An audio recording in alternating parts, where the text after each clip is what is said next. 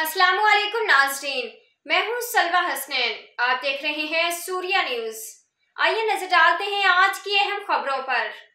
Karachi Surya news में मजीद update करते हैं। कराची से bureau chief journalist Mohammad Farooq Bardu Qadri की रिपोर्ट के मुताबिक आज 3 दिसंबर 2023 को समाजी रहनुमा और कलमकार जर्नलिस्ट मोहम्मद फारूक बरड़ू और साथ में मुख्तार अहमद गोपान, फकीर आबिद भ्यू, शुएब अहमद ब्रोही, इस्लामुद्दीन वलीदी की जानिब से इंडस्ट्रियल एरिया कोरंगी कराची में सकाफत के अजीम शान मरकजी प्रोग्राम मुनक्किद किया गया, जिसमें खसूसी मेहमान मोहतरम नदीम अख्तर, आमिर जान अली, मोहम्मद रियाज मलिक इमरान ने शिरकत की।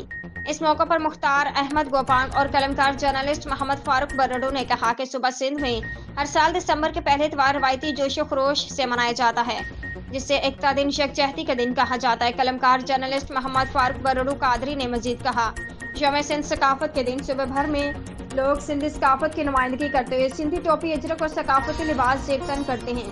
मुख्तलिफ सियासी समाजी तंजीमों की जानिब से कराची समेत कई शहरों में रैलियां निकाली जाती हैं, कई तकारीब मुनक्किद होती हैं। इसी यौम सकाफत आम तौर पर हफ्तावार तातील के दिन होता है और इस दिन में सिंध में जश्न का समा होता है।